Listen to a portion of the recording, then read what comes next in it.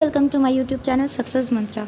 आज UP junior aided super TET का exam हो चुका है और आई होप कि आपका पेपर अच्छा हुआ हो। अगर नहीं भी अच्छा हुआ है तो परेशान मत होइए। जो आपने इस पेपर में गलती करी है उससे सीखिए और वो चीज़ आगे मत दोहराइए, ठीक है। तभी आप क्या होते हैं, सक्सेसफुल होते हैं, ठीक है। चलिए साइंस के हम आंसर की देख लेते हैं। एक एक सब्जेक्ट के हम आंसर की लाते रहेंगे और आप मैच करते रहिएगा। तो जो पहला क्वेश्चन है वो है which property of the virus suggest that it is abiotic, ठीक है। तो किस गुण से उसके आजीवित होने का आभास होता है। बिकॉज इट कैन रिप्रोड्यूस, जी नहीं। Because crystallization of virus is possible, जी हाँ।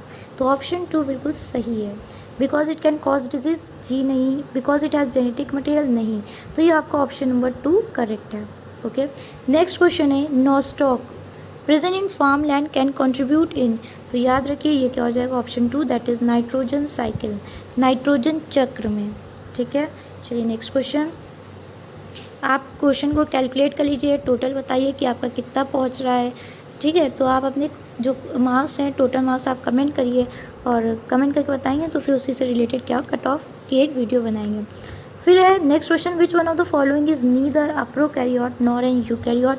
तो आपका जो करेक्ट आंसर है वो है ऑप्शन 3 TMV, ठीक है, टोबैको मोजाइक वायरस। तो ऑप्शन 3 करेक्ट है। नेक्स्ट है in which condition both the arms of the chromosome are same. Simple सा क्वेश्चन था, ऑप्शन 4 मेटासेंट्रिक, ठीक है। काफ़ी बच्चों को जो मैथ्स स्टूडेंट हैं उनको बायो काफ़ी टफ लगे हैं कुछ क्वेश्चंस। देखिए आधे ज़्यादा क्वेश्चंस इजी थे, कुछ ही क्वेश्चंस है जो कि जो है आपके थोड़े से मतलब पढ़े हुए नहीं होते हैं, और तो क्वेश्चंस आपके पढ़े हुए थे, ठीक है। तो इसमें आप घबराइए नहीं, आपका होपफुली अच्छा ही स्कोर कर रहे हो, 97 जनरल वाले क्रॉस कर रहे हो और ओबीसी वाले 90 क्रॉस कर रहे हो। Which is suicide bag. तो suicide bag the correct answer is lysosome, option 3। लेकिन आपको एक चीज़ रियलाइज़ हो गई कि जो है पेपर का पैटर्न अब पहले की तरीके से नहीं रहा है। अब आपको अपग्रेड होना पड़ेगा, अपने आप को अपग्रेड करना पड़ेगा, ताकि आप जो ये क्वेश्चंस आ रहे हैं इसको इजीली आप सॉल्व कर पाएँ। Among is the following compound, the compound having zero dipole moment, तो correct answer is option 1 BF3। अगर आपने चैनल को सब्सक्राइब नहीं किया तो जल्दी से सब्सक्राइब कर दीजिए। फिर है नेक्स्ट क्वेश्चन कि atomic number in the position the periodic table, ये पीरियोडिक टेबल से क्वेश्चन था। The correct order of increasing metallic character, तो मेटेलिक कैरेक्टर को इंक्रीजिंग ऑर्डर में आपको लिखना था, ठीक है। तो जो है आपके हैं सोडियम, मैग्नीशियम, बेरिलियम, यहाँ पे हम लिख देते हैं सोडियम, मैग्नीशियम, फिर है beryllium, silicon, phosphorus, beryllium, silicon और फॉस्फोरस। तो आप इसको अरेंज कर लीजिए, तो ये आपका जो ऑप्शन नंबर 3 होगा वो करेक्ट होगा। देखिए कुछ बच्चों ने क्या करा है कि सोडियम वाला ये वाला टिक कर दिया है, ऑप्शन नंबर आपका फर्स्ट, ठीक है। तो यहाँ पे पूछा गया इंक्रीजिंग ऑर्डर, तो इंक्रीजिंग ऑर्डर में क्या होगा, आपको सबसे कम से ज़्यादा की तरफ जाना। तो आपको मालूम है कि सोडियम क्या होता है, मेटेलिक, मोस्ट मेटेलिक मेटल है। तो आपको सोडियम ज़्यादा हो गया, तो सबसे कम किसका है, फॉस्फोरस का है, ठीक है। तो कुछ बच्चों ने जल्दबाजी में ऑप्शन 2 भी टिक लगाया, जो कि बिल्कुल गलत है। फिर है the chief constituent of photochemical smog is, तो option number 2 is correct, that is both 1 and 4। फिर नेक्स्ट क्वेश्चन है आपका कि methemoglobinemia disease is caused by, तो इसका करेक्ट आंसर होगा high concentration of nitrates in drinking water, option number 4। देखिए कुछ बच्चों ने क्या करा, इसमें यहाँ पे मीथे करके देख लिया, सोचे कि मीथेन है और इन्होंने ऑप्शन नंबर 2 करेक्ट लगा दिया, जी नहीं, ये क्या है, आपका ऑप्शन नंबर 4 करेक्ट है। चलिए नेक्स्ट क्वेश्चन है which of the following reactions will need maximum amount of energy. बहुत अच्छा क्वेश्चन था, बहुत अच्छा क्वेश्चन था और बहुत से बच्चों ने गलती करी है इसमें। देखिए इसमें करना कुछ नहीं था, जैसे कैल्शियम है आपका कितना दिया प्लस, तो ये आपका कितना था 2881, ठीक है। तो इसको कैल्शियम 2 प्लस बनाना है, मतलब ये एक इलेक्ट्रॉन को क्या करेगा, लूज़ करेगा। जब ये एक इलेक्ट्रॉन को लूज़ करेगा तो ये एक इलेक्ट्रॉन इसके पास क्या है, अभी भी एक्स्ट्रा है, तो ये इजीली इसको लूज़ कर देगा, हो जाएगा। जब हम बात करेंगे K प्लस की और K2 प्लस बन रहा है, ठीक है, एक इलेक्ट्रॉन ये भी लूज़ करे, तो K प्लस के पास कितने 2881 है, ठीक है। तो ये K प्लस है, तो इसने क्या करा है, 1 इलेक्ट्रॉन ऑलरेडी लूज़ कर चुका है, अब इसके पास 288 है। तो आपको मालूम है कि ऑक्टेट या डुप्लेट से कोई इलेक्ट्रॉन को लेने के लिए बहुत ज़्यादा एनर्जी की ज़रूरत होती है, ठीक है। तो इसीलिए ऑप्शन नंबर 2 बिल्कुल करेक्ट है। फिर बात करें सोडियम, तो सोडियम की आप कर लीजिए 281, और यहाँ पे क्या Na+ है, एक इलेक्ट्रॉन, तो 2 8, तो ये 1 इलेक्ट्रॉन था, ये लूज़ हो गया, आसानी से लूज़ हो जाएगा क्योंकि इसके पास एक्स्ट्रा है और ये लूज़ कर देगा, क्यों, इसको स्टेबल होना है। तो ऑप्शन नंबर 2 बिल्कुल सही है। बहुत अच्छा क्वेश्चन था। फिर नेक्स्ट क्वेश्चन है, मतलब अब पहले की तरीके से क्वेश्चन नहीं आते हैं, अब लॉजिकल बेस्ड क्वेश्चन आते हैं, ठीक है। चलिए नेक्स्ट क्वेश्चन है आपका, there is a hole in the copper disc, if the disc is heated the size of the hole increases. Option 4 बिल्कुल सही है, लेकिन फिर वही चीज़ है कि बच्चे फर्स्ट इंक्रीजेज देन डिक्रीजेज एक क्वेश्चन को कन्फ्यूज हो गए और जो है उन्होंने ऑप्शन 3 लगा के आए, लेकिन जो करेक्ट आंसर होगा वो इंक्रीजेज होगा। फिर है 1 नैनोमीटर इज इक्विवेलेंट टू, तो 10⁻⁻7 सेंटीमीटर, ऑप्शन 3। फिर है which device converts thermal energy to electrical energy, तो थर्मोकपल, ऑप्शन 1 करेक्ट है। चलिए, which of the following is a non conservative force, तो ये आपका हो जाएगा viscous force, option number 2। Viscous force में भी थोड़ा सा फ्रिक्शन होता है और ये जो है आपकी नॉन कंजर्वेटिव फोर्स होती है। रोरिंग ऑफ लाइन हैज़, तो high intensity and low pitch, option 1 correct है। According to animal classification which of the following group of animal is correct, तो ये आपको एनिमल्स अरेंज करें और आपको देखना है कि कौन सा सही है। तो ये पहले ही ऑप्शन सही है, यूप्लेक्टिला, स्पॉन्जिला और साइकॉन, ये किसका है, ये आपके पॉरीफेरा के हैं। एनिमल किंगडम से बहुत क्वेश्चन देखने को मिले, बहुत ज़्यादा, 4 या 5 क्वेश्चन आए थे। अमीबा इज़, तो unicellular plant, bacterium, unicellular protist, unicellular animal. देखिए यूनिसेलुलर तो है ही, ये तो सबको मालूम है, लेकिन जो प्रॉब्लम हुई है बच्चों को वो क्या हुई है, एनिमल और प्रोटिस्ट में। तो याद रखिए अमीबा किसकी कैटेगरी में आता है, प्रोटिस्ट की कैटेगरी में आता है। तो जो करेक्ट आंसर होगा वो आपका ऑप्शन नंबर 2 होगा। फिर नेक्स्ट है presence of canal system is a characteristic feature of phylum, तो correct answer is option number 4 phylum porifera. देखिए कितने एनिमल किंगडम से आए questions. Long bones with air cavities, देखिए फिर आपका आया है। Lungs with air sacs are the features of the class, तो ये आपके एव्स होते हैं, बर्ड्स की होती हैं, ठीक है। फिर नेक्स्ट क्वेश्चन है बेनिफिशियल इंसेक्ट्स, तो एफिड होती है, फर्स्ट है।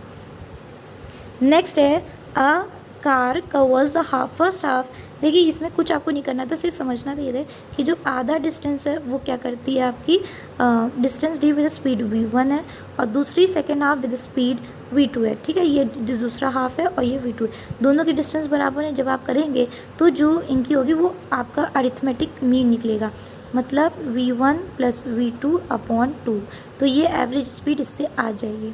तो ये हो जाएगा आपका ऑप्शन नंबर 4 करेक्ट है। ये आपका फिजिक्स NCERT क्लास 9 की बुक में दिया हुआ है। At which temperature celsius and fahrenheit measurement is equal, तो correct answer is -40, option number 2। अगर आपको नहीं आता है आप लगा के भी दे सकते हैं, C/F F -32/9, दोनों की वैल्यू आप सेम कर दीजिए, x कर दीजिए और फिर सॉल्व कर लीजिए, तो -40 ही correct answer. Which of the following is use in refrigeration, तो option number 2 freon. Next question है the field around direct current carrying conductor is represent electric field, E and B represent, तो जो current carrying conductor है उसमें कौन सी होगी, ठीक है। तो बहुत इलेक्ट्रिक फील्ड भी आएगी क्योंकि करंट है और आपकी मैग्नेटिक फील्ड भी होगी, ठीक है। तो बहुत E एंड B। फिर नेक्स्ट क्वेश्चन है working principle of ELISA is, तो ये आपका option number 3 antigen antibody interaction, NCERT class 12। Code of BT toxin gene is cry, option number 4 NCERT class 12। In which of the following oxygen is not required, ये देखिए बहुत मतलब अच्छा question लगा कि बहुत इजी क्वेश्चन था, लेकिन बहुत सारे बच्चे कंफ्यूज हो गए नाम देख देख के, ठीक है। आधे बच्चों को दिमाग में नहीं है ग्लाइकोलिसिस में क्या होता है, किस स्टेज में ली जाती है, ETS में क्या होता है, कुछ नहीं। आपको फोटोसिंथेसिस में क्या होता है, ऑक्सीजन आपका प्रोडक्ट होता है ना कि रिएक्टेंट होता है, बस सिंपल से। तो ऑप्शन नंबर 4 क्या होगा correct. Mycorrhiza is an example of, तो ये आपका जो है म्यूचुअलिज्म, ऑप्शन 3 करेक्ट है। नेक्स्ट है 1 किलोबाइट इज इक्वल टू, ये क्वेश्चन थोड़ा कंप्यूटर ही से रिलेटेड है, लेकिन अब इन्होंने क्यों दिया है साइंस में ये नहीं मालूम, हो सकता है यूनिट बेस पे ले लिया हो। तो इसका 1024 बाइट होगा, किसी में भी कन्वर्ट करिए आंसर 1024 ही होता है। तो correct answer is option number 4, जिसने भी लगाए सही लगाए हैं, ठीक है, सही है उसका। विच of the following is highest frequency, बहुत बच्चा कन्फ्यूज हुआ था, तो इसका जो करेक्ट आंसर हुआ है option number 2। Belladonna medicine is obtained from which part of the Atropa belladonna? NCERT class 12, that is from leaves and the root, option number 2.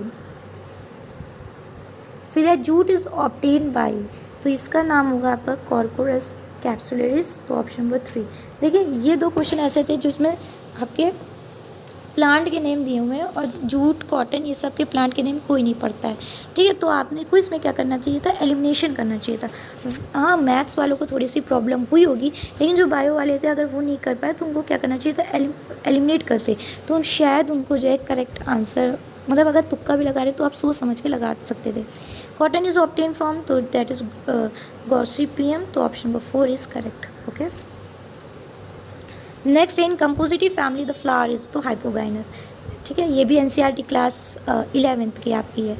Cocaine is obtain from the Erythroxylum plant, option number 2।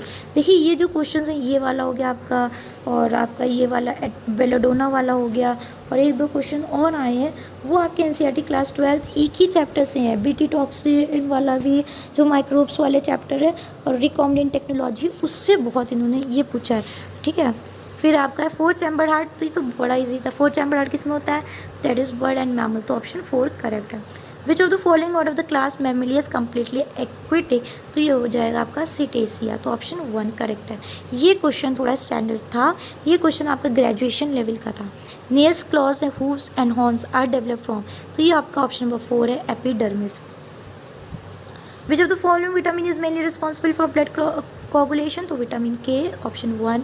The animal with digging on burrowing habits, तो आपका ये हो जाएगा फॉस्फोरियल adaptation, ठीक है, तो ये second वाला है। तो ये भी आप कह सकते हैं कि आपका इंटर लेवल तक ही नहीं पढ़ाया जाता है, तो ये ग्रेजुएशन में ही आते हैं। Which of the following is not the ore of iron, तो बहुत ईजी है, पेटालाइट, ये किसका होता है, लिथियम का, तो correct option is option number 3। फिर नेक्स्ट है 97, तो इसका जो करेक्ट आंसर है वो आपका ऑप्शन 3 सोल्डर। चलिए, which of the following compound give the most stable carbonium ion, तो याद रखिए 3 degree, option 1। The acid found in tamarind is, तो ये हो जाएगा आपका टार्टरिक एसिड, ऑप्शन नंबर 2। देखिए इनका जो एक चीज़ देखने को मिली है पेपर में कि अगर इन्होंने एक तरीके का क्वेश्चन लिया है तो उसी से कई तरीके के क्वेश्चन बना दी। मैथ्स में भी देखा गया है, एक आपका पी और क्यू की वैल्यू निकालनी थी तो उसी की तरीके से आपका लैम्डा और म्यू की वैल्यू निकालनी थी, मतलब वो एक ही जैसे क्वेश्चन से, तो मतलब जिसने भी उठाए हैं एक ही चैप्टर को पकड़ लिया, उसी चैप्टर से क्वेश्चंस देती है, बना दिए। फिर the order of reactivity of the following alkaloid for SN2 reaction, तो ऑप्शन नंबर 3 है। फिर नेक्स्ट है आपका the electronegativity of nitrogen, oxygen, phosphorus and sulphur. अब देखिए इलेक्ट्रोनिगेटिविटी से ही 2 क्वेश्चन बना दिए उन्होंने। अगर आप पीरियोडिक टेबल उठा रहे हैं तो आप इलेक्ट्रोनिगेटिविटी क्यों ले रहे हैं, इलेक्ट्रॉन एफिनिटी ले लीजिए, आयनाइजेशन पोटेंशियल ले लीजिए, कितनी तमाम चीज़ें आपकी, एटॉमिक साइज ले लीजिए, वो थोड़ा वेरिएशन हो जाता पेपर में। नहीं, उन्हें पूछना था electronegativity, 2 question same to same. तो आपको इलेक्ट्रोनिगेटिविटी निकालनी, नाइट्रोजन, ऑक्सीजन, फॉस्फोरस, सल्फर, तो आप रख दीजिए नाइट्रोजन, ऑक्सीजन, ऑक्सीजन के नीचे सल्फर और नाइट्रोजन के नीचे फॉस्फोरस। तो ऐसे जाने पे क्या होता है, इलेक्ट्रोनिगेटिविटी इंक्रीज़ होती है क्योंकि साइज डिक्रीज़ होता है, और नीचे जाने पे साइज इंक्रीज़ होता है इसलिए इलेक्ट्रोनिगेटिविटी डिक्रीज़ होती है। तो आपको ये पता चल गया कि ऑक्सीजन क्या होगा, नाइट्रोजन से ज़्यादा होगा। तो ये आपके 2 ऑप्शन आप नीचे के काट दीजिए। अब बचा सल्फर, फॉस्फोरस, तो ये आपका S और P हो जाएगा, तो आपका ऑप्शन नंबर 2 बिल्कुल करेक्ट हो जाएगा। लेकिन लॉजिकल बेस्ड थे, कॉन्सेप्चुअल थे क्वेश्चन, मतलब आपको दिमाग लगाना पड़ा, दिमाग लगाना पड़ेगा। ये नहीं कि रट ली हमने ये चीज़ें 4 क्वेश्चन तो उसमें 2 क्वेश्चन फंस गए, नहीं, ऐसा अब नहीं होगा, ठीक है। तो आप यूपी टेट कि अगर जूनियर की प्रिपरेशन करनी है आपको तो इस चैनल को सब्सक्राइब करिए, आपको वैसे ही क्वेश्चन पैटर्न मिलेगा जैसा कि यूपी टेट जूनियर में पूछा जाता है। और आपको काफ़ी, जब आप पेपर देकर आएंगे ना तब आप कहेंगे हाँ ये कुछ ऐसे ही क्वेश्चंस आए थे, हो सकता है वैसे वही क्वेश्चंस आ जाए, ठीक है। तो क्वेश्चन का स्टैंडर्ड उड़ गया, आपको भी अपना थोड़ा सा स्टैंडर्ड बढ़ाना होगा। आप ये नहीं कि 10 क्वेश्चन आप MCQs रट लेंगे आपका जो है भला हो जाएगा, जी नहीं, आपको चीज़ें समझनी होगी, ठीक है। तो आप MCQ के पीछे मत भागिए, आप चीज़ों को समझने की कोशिश करिए, उससे देखिएगा आप में कितना चेंज आएगा और आपके जो रिज़ल्ट है उस पर कितना मतलब इफ़ेक्ट पड़ेगा। अगर आपके 20 आ रहे हैं तो आपके 40 आने लगेंगे, समझ रहे हैं बात को। चलिए अब यहाँ पे point out the incorrect statement find out करना है। तो जो इसमें ऑप्शन है ऑप्शन नंबर 3 इनकरेक्ट है। फिर नेक्स्ट क्वेश्चन है XC जिनॉन में और F6 में आपको हाइब्रिडाइजेशन बताना है जिनॉन का, ठीक है। बहुत सारे बच्चे रटे CH4 का रट लिया, CCl4 का रट लिया, आपने ऐसे ही रट लिए होंगे, ठीक है। H2O का रट लिया, नहीं, आपको अगर निकालना आता है आपको कोई दिक्कत ही नहीं हुई होगी, ठीक है। तो इसका जो करेक्ट आंसर है वो आपका Sp3D3 that is option number 3, ठीक है। चलिए फिर नेक्स्ट क्वेश्चन देखिए, फिर आगे इलेक्ट्रोनिगेटिविटी, वही बात कर रहे थे, वही बात आ गई। Lithium, magnesium, beryllium, carbon. तो जो इसका करेक्ट आंसर होगा वो आप लगा लीजिए option number 4, that is correct है। फिर नेक्स्ट है आपका the rearing of silk worm is known as, जो स्टडी से रिलेटेड था तो इस हो जाएगा आपका सेरिकल्चर। फिर है respiratory centre of the body is present in the, तो middle of the brain, option number 4। फिर loop of Henle is concern with, तो ये एक्सक्रीशन। जब आप नेफ्रॉन का स्ट्रक्चर बनाते हैं तो नेफ्रॉन के स्ट्रक्चर में कुछ आपके ऐसे यू शेपिंग लिखती है, उसी को कहते हैं लूप ऑफ फैनले। तो ये एक्सक्रीशन से रिलेटेड होता है। Which of the following is called blood bank of human body, तो option 1 spleen is correct answer. ठीक है, आधे बच्चे बोन मैरो लगा के हैं, कुछ हार्ट लगा के, कुछ स्प्लीन भी लगा के, किडनी को छोड़ के सारे ऑप्शन पे ट्राई मारा गया।